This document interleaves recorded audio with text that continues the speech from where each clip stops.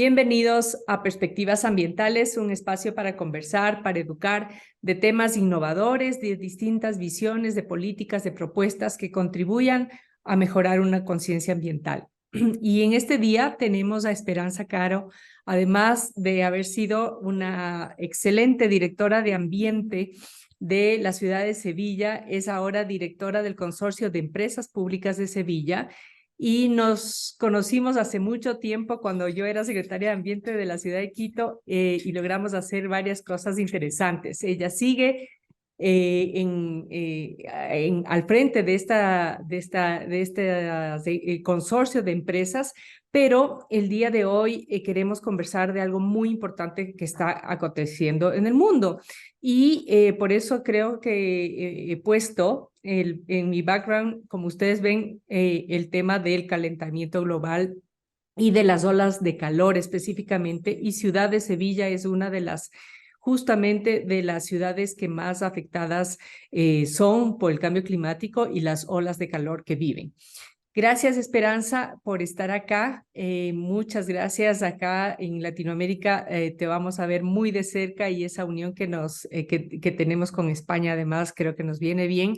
Y que nos cuentes por qué Sevilla es una ciudad pionera en este tema y que nos cuentes justamente las afectaciones que están sufriendo ya precisamente por el tema de cambio climático, mientras en otros lugares como en el norte de Estados Unidos y Canadá, en cambio están con temperaturas bajo 50 grados. Pues bueno, ante todo, gracias Verónica, un placer volver a coincidir. La verdad es que llevamos ya tiempo los que hemos coincidido y trabajando muy bien en proyectos bonitos juntas. Y ante todo, un saludo a todos los que están escuchando. Pues bueno, la verdad es que la ciudad de Sevilla es una ciudad que debido a la situación geográfica en la que se encuentra, es una ciudad vulnerable, ¿no? Vulnerable a la temperatura, vulnerable a los problemas asociados al cambio climático. E históricamente, además, ha tenido unos veranos calurosos. Los inviernos son muy templados, o sea, tenemos 10 meses maravillosos, pero tenemos normalmente 2 meses intensos en temperatura.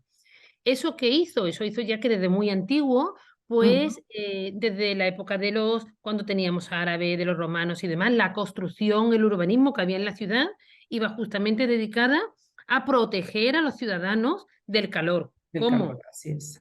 Claro, con calles estrechas, Ujú.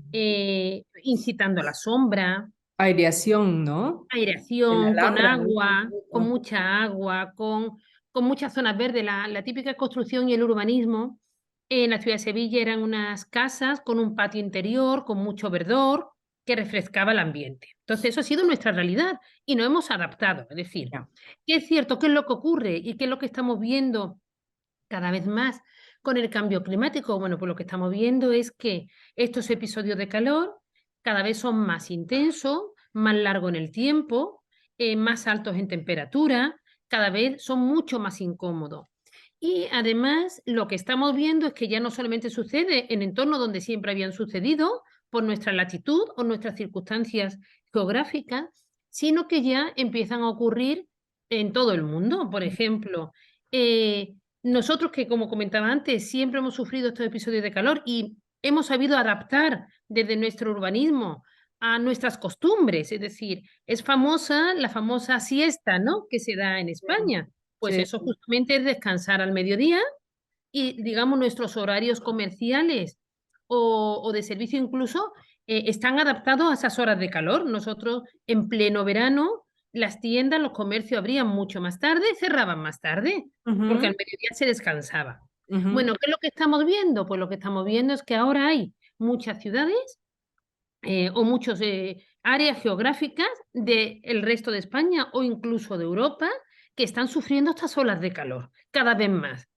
Por ejemplo, este verano ha sido un verano muy intenso con unas olas de calor enorme, pero los mayores problemas no han estado justamente en el sur, han estado sobre todo en la cuenca mediterránea o han estado en ciudades europeas, que además tienen el problema que como nunca han tenido estas situaciones de alta temperatura, no están adaptadas, no saben adaptarse al calor.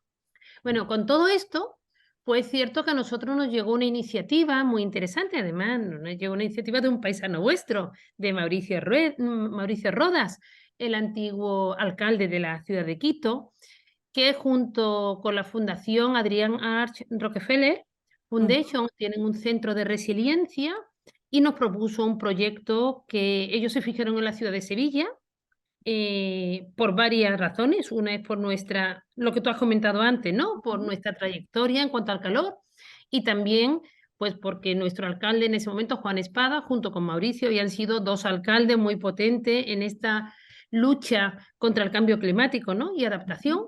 ujú. Y empezamos a trabajar. Esto fue hace como un año. ¿Cuál era el proyecto? Bueno, pues el proyecto era categorizar y nominar las olas de calor. ¿Qué significa esto? Ok. Pues lo que queríamos era darle conocimiento a las olas de calor. Queríamos las olas de calor, no solamente decir que existe una ola de calor, sino, al igual que se hace con otros episodios meteorológicos, como pueden ser los huracanes o cualquier otro, pues se le dice, pues vamos a meterlo en diferentes categorías en función de la gravedad que pueda suponer. O sea, Gravedad, zonificar la ciudad, ¿no? Zonificar, no, no ¿no? tanto zonificar la ciudad, sino categorizar el episodio. No, una ola de calor, o sea, la Eso, ciudad, ¿cómo categorizas el episodio? pues en función de la temperatura, no solo de la temperatura, sino de más variables, tú puedes ver que vaya a ser más preocupante o más dañino un episodio u otro. Es decir, a ver si soy capaz de explicarlo. Tú puedes tener muy altas temperaturas de día, pero si de noche puedes descansar, a lo mejor no es una ola de calor tan intensa, porque para que una ola de calor sea considerada ola de calor, se hicieron una serie de estudios y se hizo un retrospectivo viendo cómo había afectado a la morbilidad y a la mortalidad olas de calor anteriores, y entonces se dijo, con estas condiciones, que pueden ser un número de días que superemos de día una determinada temperatura y superemos de noche otra determinada temperatura, o que vengamos de unos días más frescos o menos frescos. Todo eso afecta a la capacidad que tiene el organismo para afrontar esta ola de calor. Y en función de eso se categoriza de nivel 1, de nivel 2, de nivel 3 o de nivel 4. Una Ok, de nivel 1 o nivel 2 no se considera suficientemente agresiva y a partir de nivel 3 o nivel 4 ya consideramos que era suficientemente dañina y pasamos también a darle nombre. ¿Vale? ¿Por ok, qué? entiendo. Sí, ¿por qué se le da nombre? Pues porque, y todo esto viene del conocimiento que hubo, por ejemplo, con los huracanes. No es lo mismo decir, viene el huracán Katia, que es de nivel 3, y todo el mundo sabe en Estados Unidos que si te viene un huracán de nivel 3, me lo invento, te tienes que encerrar en tu casa, tener comida para 3 días y esperar que ocurra tal cosa. Cuando uno conoce lo que va a suceder, tiene menos miedo, porque se sabe afrontar el problema que llega Está preparado y te vuelves más resiliente además, y ¿no? te vuelve más resiliente. Sí, sí. Y entonces, en ese sentido, lo que se hizo, como digo, es aplicarle pues mucha inteligencia, en este caso, al conocimiento que se tenía previo y se hizo un estudio exacto para la ciudad de Sevilla, porque hay que entender que las olas de calor o cualquier fenómeno meteorológico cambia mucho o puede cambiar bastante de una ciudad a otra. Me explico. A lo mejor las mismas temperaturas en la ciudad de Quito produce un daño que es diferente en la ciudad de Sevilla, debido a la Correcto. humedad, debido a las zonas verdes, pero si tú tirabas del histórico de cómo habían afectado esas temperaturas, esas circunstancias meteorológicas, no solamente temperatura, sino esa subida, ese mantenimiento, en años anteriores, tú puedes entender o puedes predecir lo que va a ocurrir en el futuro, ¿vale? Ok. Es cierto. Y Sí, tenemos data de hace algunos sí, años para poder predecir a futuro, ¿no? sí, Y supongo que también juegan con los modelamientos a futuro de 4.5 hasta 8 inclusive, que sabemos que las temperaturas van a subir muchísimo. sí, Entonces ahí pueden diseñar justamente estas categorizaciones, ¿verdad? claro. No debemos olvidar que estamos hablando de un proyecto que empezó como un piloto, O sea, que el año pasado fue el año de prueba, que lo que hacíamos es, habíamos desarrollado los algoritmos, bueno, lo habían desarrollado desde la fundación, los algoritmos, con todos los datos anteriores que teníamos, y lo que teníamos era que comprobar que los algoritmos funcionaban. Es decir, que lo que habíamos predicho se había cumplido. Y efectivamente nos dimos cuenta cómo funcionó muy bien los algoritmos. ¿Qué ventaja tiene frente a los análisis ordinarios que tiene, por ejemplo, el Instituto de Meteorología Español? Pues lógicamente que está hecho ya un zoom. Se ha centrado expresamente en los datos de la ciudad de Sevilla y lo ha combinado con los datos, por ejemplo, de mortalidad y morbilidad. Y eso, pues claro, te da un dato muy exacto. Y además, que quiera que no se ha aplicado más conocimiento, en el sentido que ya no solamente se tenían en cuenta las temperaturas medias, porque al principio hubo como un poco de discrepancia, ¿no? ¿Pero por qué? Porque este proyecto en el que estamos inmersos es mucho más exquisito desde el punto de vista del tratamiento de los datos. Los mira con una lupa mayor, ¿vale? Entonces, lo que hicimos el año pasado fue ver que funcionaba el modelo. Y luego también otra cosa que hicimos muy interesante fue toda la labor de comunicación, divulgación y educación. Se estuvo desde el momento previo, Muy importante.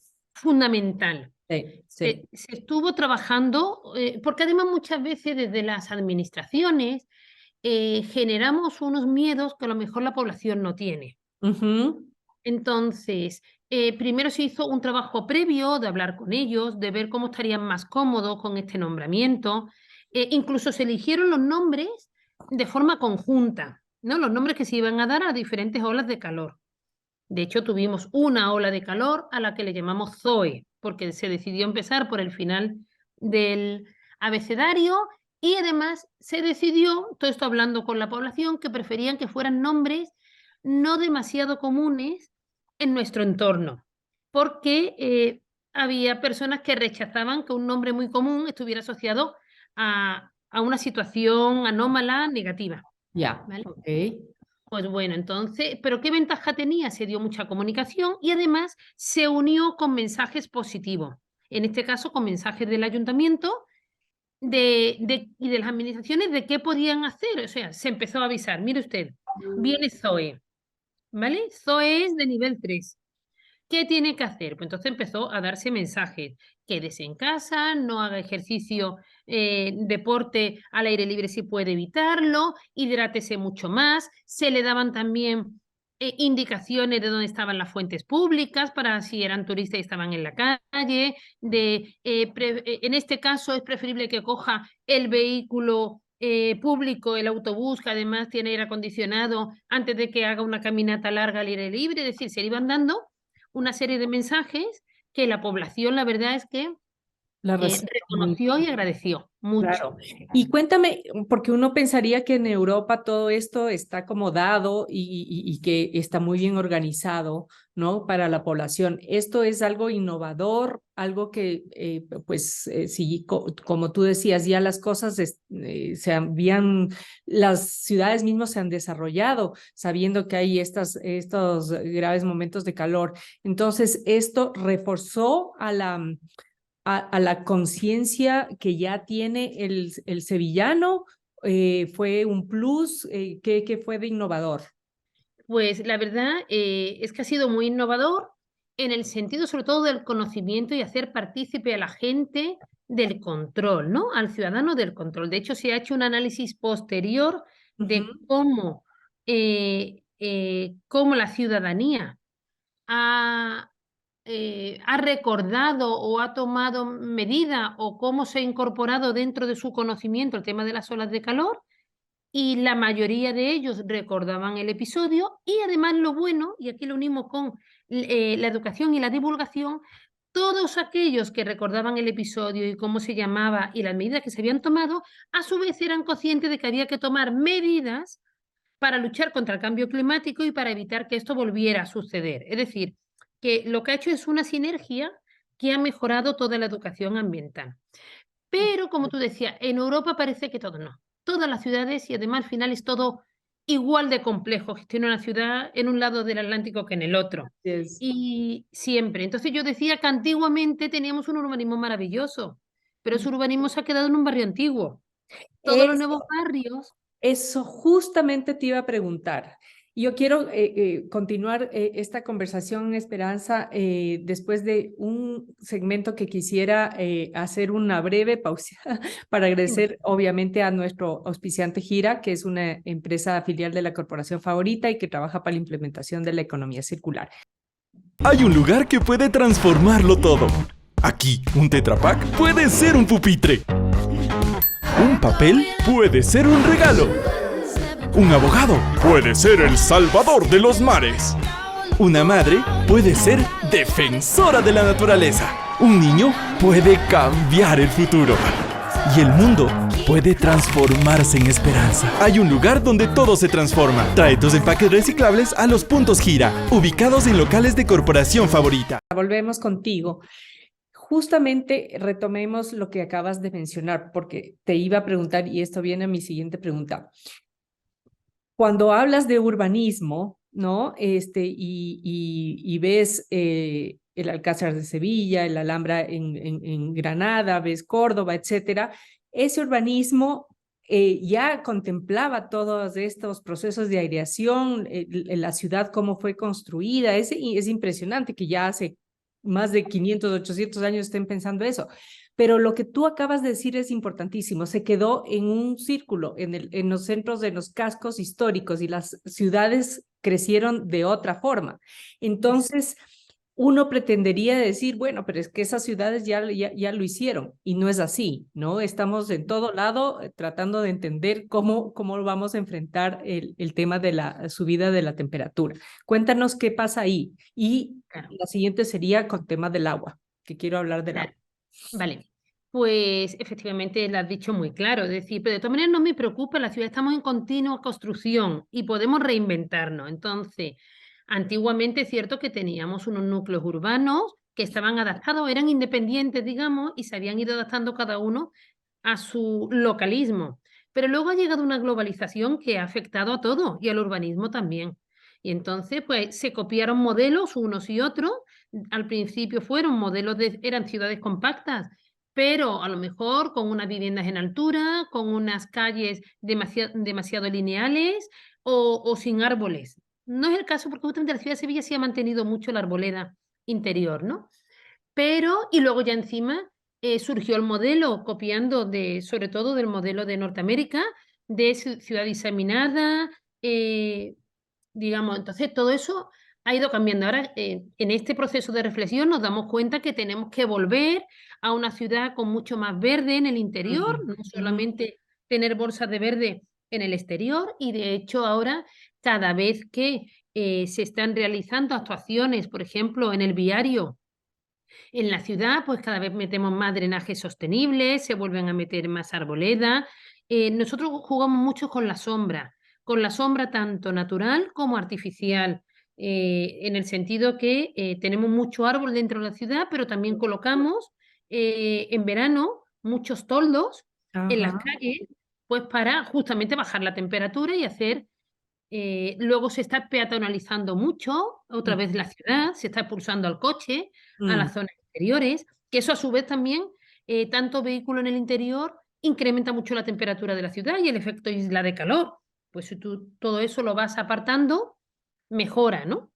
claro. Y entonces, bueno, te digo, pero igual que evolucionamos relativamente mal en una dirección, siempre estamos a tiempo de volver al interior. Está claro que no vamos a demoler todas esas viviendas que ya existen, pero sí se puede actuar sobre las nuevas, desde luego, y sobre el viario, sobre las plazas, sobre las zonas comunes. De hecho, tenemos nosotros ahora varios proyectos asociados al confort térmico en espacios abiertos. Generar a partir, bueno, si queréis luego lo comentamos, generar áreas más frescas, Ujú, pero en espacios abiertos. ¿Por qué?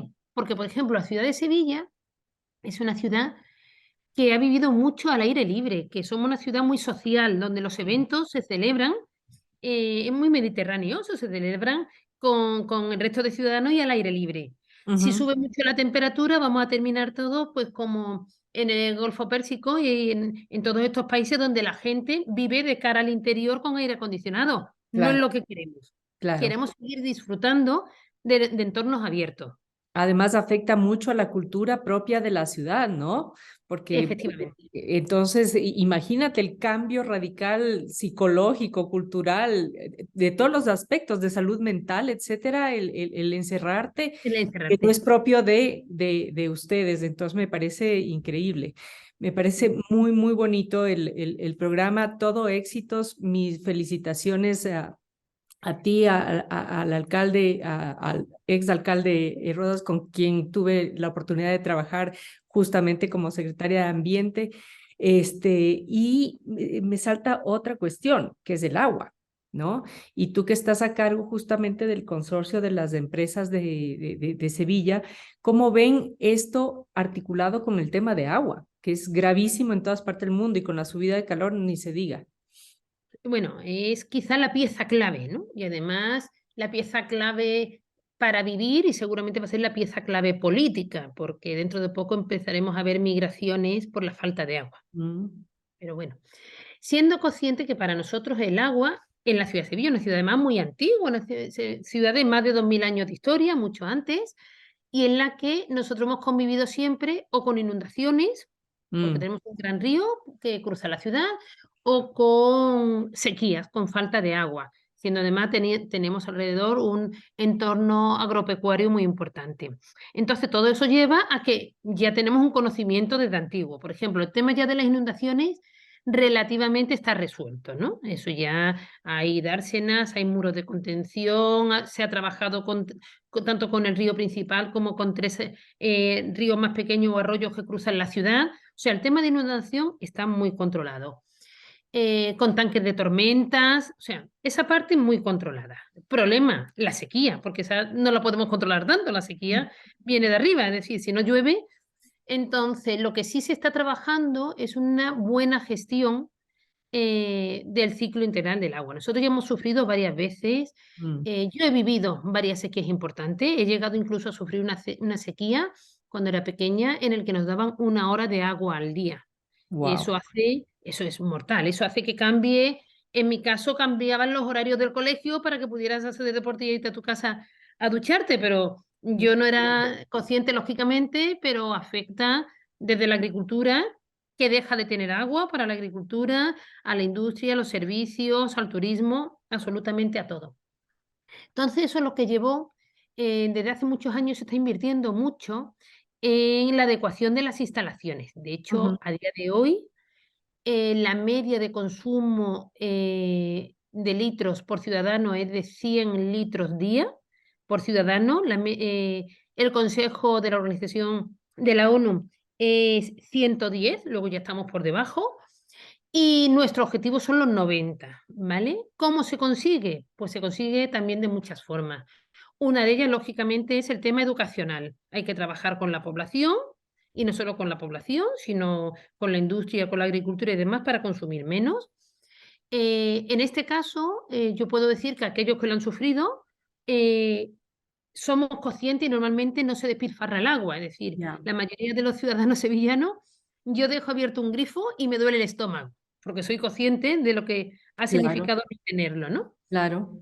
Claro, entonces eso, lo primero, la educación. Luego la inversión en las instalaciones. Es decir, porque la mayoría del agua se despilfarra en las instalaciones, unas instalaciones obsoletas o con fugas, entonces hace falta unas inversiones grandes y un Mm. mantenimiento continuo de esas instalaciones para Ujú. que el nivel de la fuga sea menor, ¿no? En ese sentido, nosotros, la empresa pública, se trabaja mucho y se invierte mucho en innovación. Se hace desde seguimiento con drones por el interior de las instalaciones, de todo tipo, el control inteligente en los contadores, es decir, una inversión continua, porque es cierto que no podemos hacer que llueva más, pero sí el recurso que tenemos podemos utilizarlo de una forma mucho más eficiente y ese es nuestro objetivo.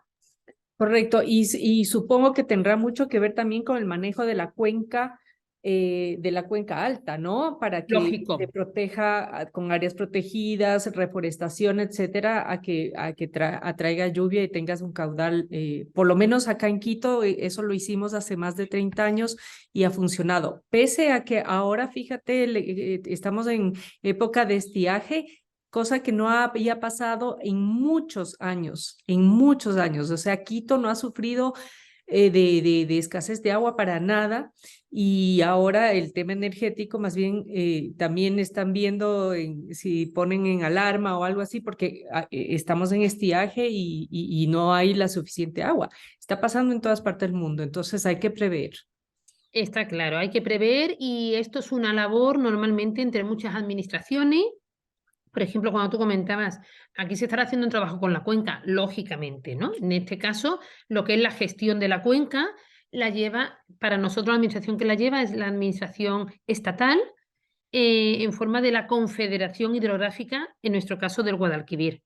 Pero lógicamente se está continuamente en relaciones con ello y se trabaja en la planificación de manera conjunta. Pero es lo que estás diciendo tú, es que es lo mismo. Nosotros estamos en un momento ahora de estiaje, ¿no? De sequía, todavía no muy pronunciada, pero ya lo que hemos hecho es poner medidas preventivas. Ya, por ejemplo, está prohibido el riego de los jardines, públicos o privados, la limpieza de coches en la calle, digamos, muchísimas medidas para impedir y para concienciar, ¿no? Y intentar no llegar a un nivel de alerta mucho mayor. Correcto, correcto. Sí, pues ahí están las autoridades y toca portarse cada vez más fuertes y ciertas prohibiciones, porque si no, no podemos un crecimiento de población tan fuerte con graves problemas en recursos naturales. Vamos a tener que ajustarnos todos un poquito y aprender a, tal vez en Europa no tanto, como tú dices, tú viviste eso. Nuestros Sí. países de pronto no hemos tenido ese tipo de problemas en cuanto a escasez de recursos naturales, otros lados sí, pero eso nos trae a colación que es evidentemente un proceso de comunicación importante con la ciudadanía y las autoridades, proyectos emblemáticos como estos que me parecen súper interesantes. Y en definitiva, un proceso de concientización de la ciudadanía en todo aspecto, ¿no? Porque ahora es el agua, es el tema de construcción, es el tema de calentamiento global. Hace un momento hablábamos con el viceministro del tema de plásticos, es decir, es un proceso de concientización de la gente en todo lo que hacemos y consumimos y nuestro estilo de vida, ¿no? Sí. Es eso. Pues nada, gracias Esperanza por, se nos está terminando ya el tiempo, por estar acá con nosotros. Desde ya felicitamos a la ciudad de Sevilla con todos estos proyectos emblemáticos, y con esto cerramos este espacio agradeciéndote a ti por tu tiempo, a todos por su sintonía. Les invito a compartir con otras personas nuestra página, darle un like y seguir nuestros canales digitales en Twitter, en Instagram y YouTube, para que juntos podamos llegar a más gente y generar más conciencia ambiental. Muchísimas gracias a todos y a ti en especial, Verónica, por este ratito de charla. Un Muchas gracias. abrazo.